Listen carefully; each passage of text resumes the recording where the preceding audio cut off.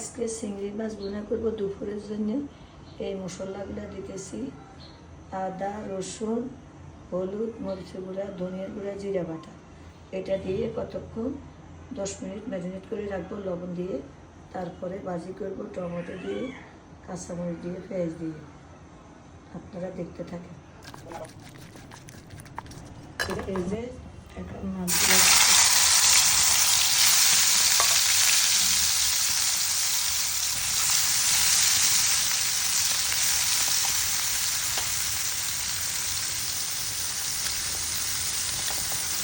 চিংড়িগুলো দেওয়া করতে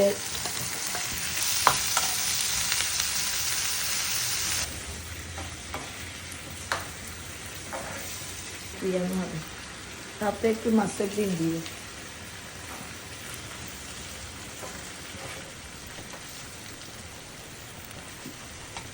চিংড়ি গুঁড়ার ডাল এখন ধনিয়া পাতা দিয়ে উঠে ফেলতেছি।